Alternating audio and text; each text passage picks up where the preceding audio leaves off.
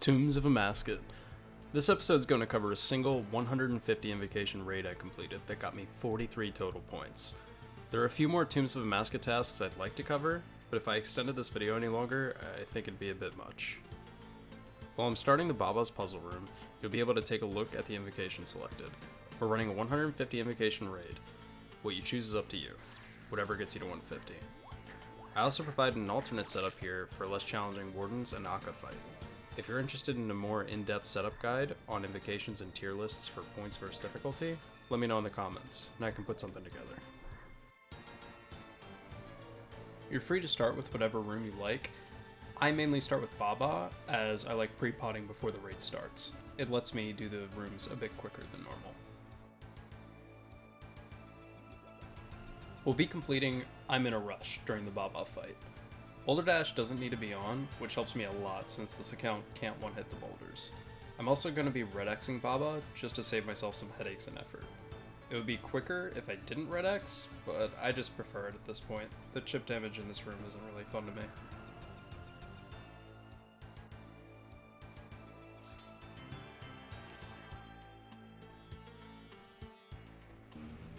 A little tip here for those that understand how the cycle works. If you see a boulder coming down, you can actually wait one extra tick for it to hit so you don't take the extra damage. I also know exactly when Baba is going to phase because of the monster HP percentage plugin.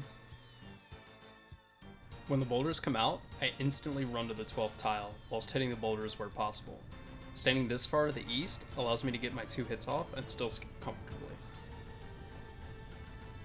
If you mess this up, feel free to reset as well.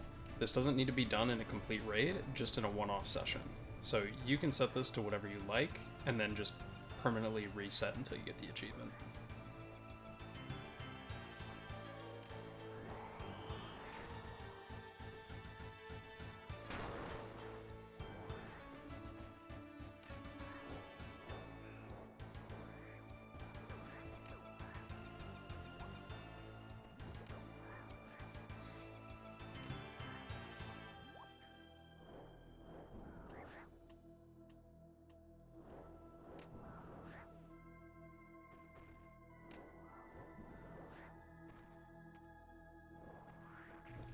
Here comes the second set of boulders, doing it the same as before. With Boulder Dash off, this achievement's pretty easy, especially if they spawn in the same row like this. It can be kind of annoying if they spawn 1 or 2 boulders away, but you should be able to do it no matter what.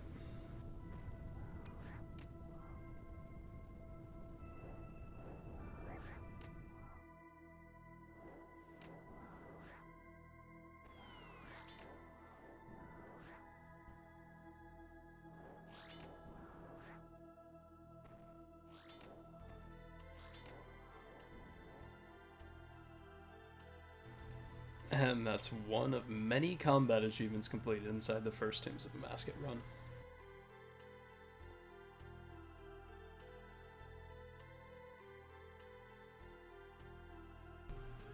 With Kephri second, I'll knock out the perfect Scabaras achievement. All we need to do is complete the room in less than a minute. With the Tombs of a Mascot plugin, this is no problem. And depending on pillar RNG, this room can be insanely quick. But if you choose to avoid the pillar puzzle, you can consistently get sub 1 minute completions anyway.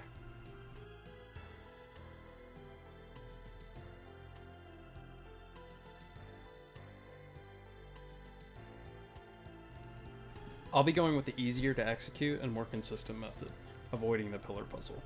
The important thing here is just not wasting ticks while running from place to place. The plugin solves all of the puzzles for you, so it's honestly pretty cheap. The memory puzzle is where I see a lot of people waste a ton of ticks. You can skip over the Simon Says tiles, you don't need to path around them. Also, make sure to wait until the puzzle is complete before standing on the starting tile. It will not count if you're already standing on it. And finally, we have the memory puzzle. You walk in, flip over 3 or 4 tiles, go to the next side, flip over 4 tiles, hopefully you get a match. If not, doesn't matter. You're still going to get a sub minute if you just don't waste a lot of ticks standing on one side, guessing from side to side. It's not that hard.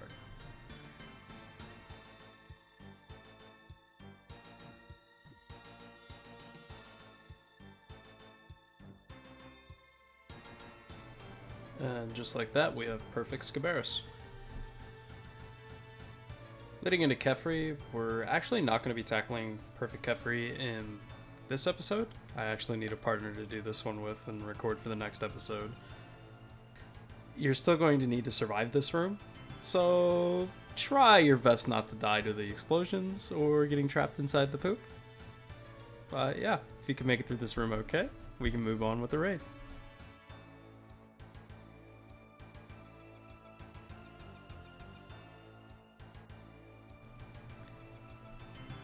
Following up Perfect Scabaras, we're going into Perfect Crondis. This room I see a lot of people have trouble with. Some tile markers and understanding how the pathing works will help. We do not need to do the tick perfect method. That's for 32-second clears, and we only need to clear a minute. Just making sure none of the crocodiles actually make it to the tree to attack it makes a huge difference of failing or passing this. We're going to walk in, grab our container, and walk to this marked tile. Actually missed a tick here, and it's still okay. Using the container on the waterfall and the tree will make your character move a tick faster. Actually get hit here as well. This does not fail the task. Only if the water is filled in your inventory does it actually fail the task. So on the way down, you do not have to worry about getting hit at all. So you could actually see that was played pretty poorly, and it was still 36 seconds. There's plenty of time.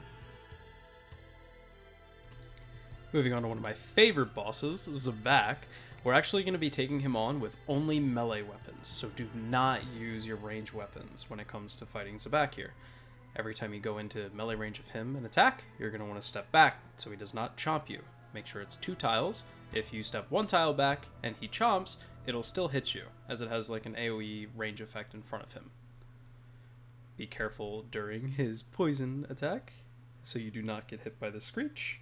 Stand behind the blocks, and you will be fine. Things get tricky when the wave comes out. I personally choose to wave skip. When the true tile is touching me, I walk 1 tile with the wave, and then run 2 tiles through the wave.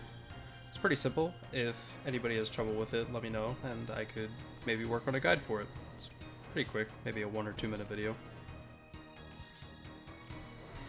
The important thing here is going to be taking your time. I could be attacking quicker, but I don't want to take unnecessary damage. This can be a long fight, doesn't have to be fast. All that happens is we need to get that combat achievement done. Don't want to reset and do this multiple times.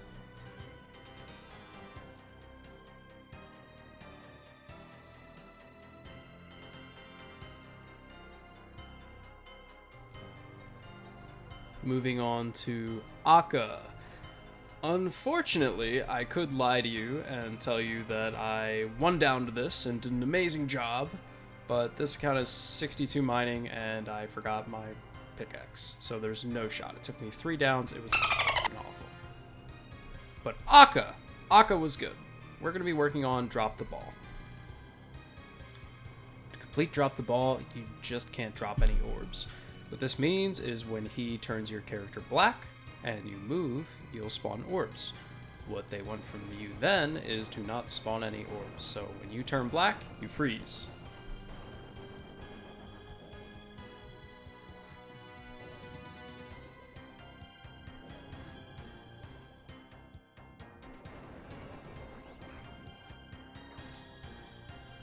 I might be a little sadistic, but this is actually my favorite part of the raid. Come phase. A lot of people will treat it like a DPS check, and honestly at this invocation level, you can, as long as your gear and stats aren't too bad, but I like to treat it as a good time to practice my mechanics and see if I can dodge every single orb in a room. It's a lot of fun if you're not too worried about dying. And that's Drop the Ball.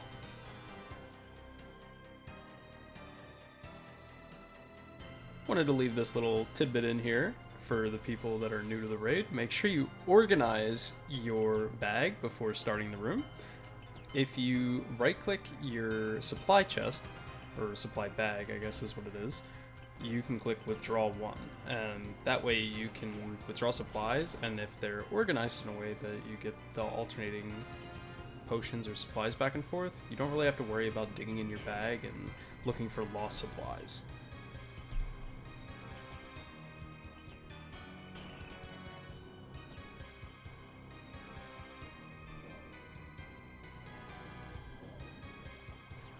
With the Obelisk dead, we can talk about our next combat achievement, Down Dose Specs. What this means is we are going to be 2-downing the Warden. Make sure you are salted, you have Piety on, and your combat gear equipped when the boss goes down. You're going to DDS specs 5 times, and then hit with your main hand weapon 1 time on the first down. Second down, you're going to dump all of your DDS specs, and then proceed to hit it with your main weapon until the boss goes down for the second time. If you do this correctly, and on tick, you should be able to kill the boss before it revives again. This is also a good thing to practice for high invocation raids. It's generally better to 2-down the boss instead of farming extra points for a 3-down. Even at higher invos, you don't get as many points as the time lost, per se. So it's usually just better to go for a 2-down and save yourself some time.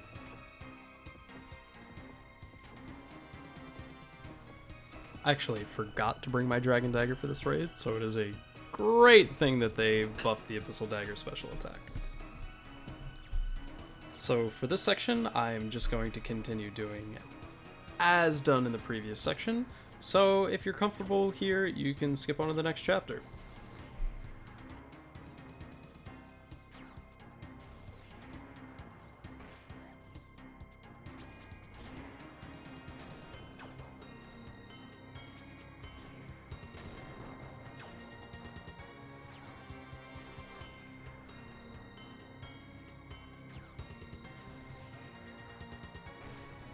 Okay, and for some of the people that are still sticking around here and didn't skip to the next chapter, I'm going to give away 10 mil at the end of this video. I'm going to say around June 18th is when I'll close this. Father's Day. I'm going to give away 10 mil.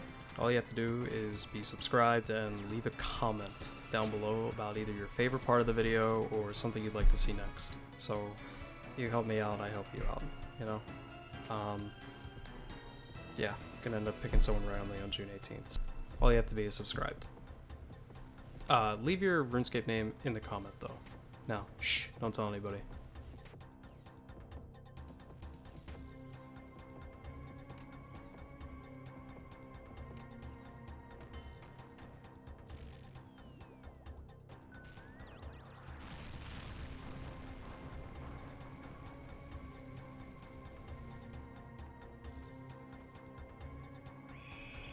To say, I do not envy anybody that relies on Ruby specs. That was my first and last Ruby spec of this entire kill, up until the final phase, when the floor starts disappearing.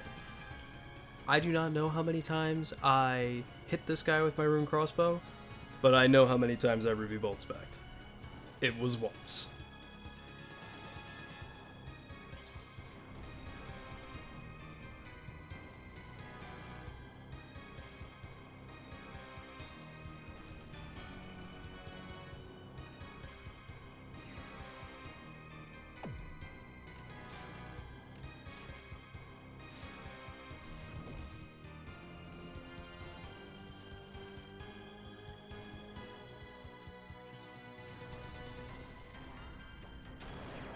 While I'm doing this, I'm also going to explain some of the tiles I have marked.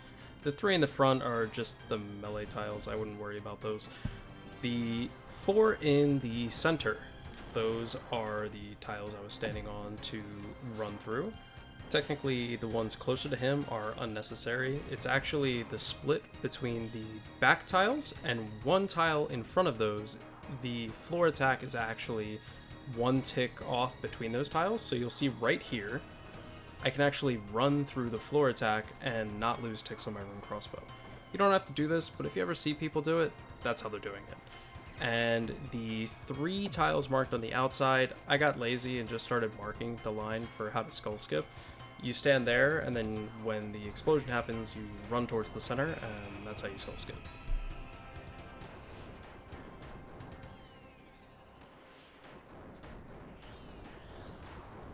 one other little tip for how I get away with not taking damage on this phase. Apart from just prayer flicking properly, I don't actually click the boss until my attack is off cooldown. So I will see that my rune crossbow is a 5-tick weapon. So I'll walk and count out 4 ticks in my head and then click the boss. Because right there, you can see I made a mistake where I clicked the boss before my attack was off cooldown. That's what ended up making me lose a tick, because I then had to move because the shadow spawned under me. But if I wait to click until my attack's off cooldown, then I don't really lose ticks.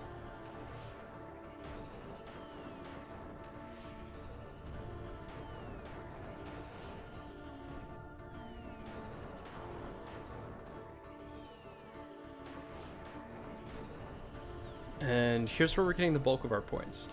Novice Tomb Explorer, moving on up, Confident Raider, Tomb Explorer, and Hardcore Tombs.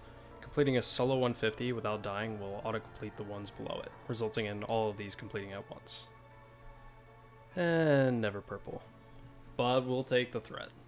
Thank you so much for watching.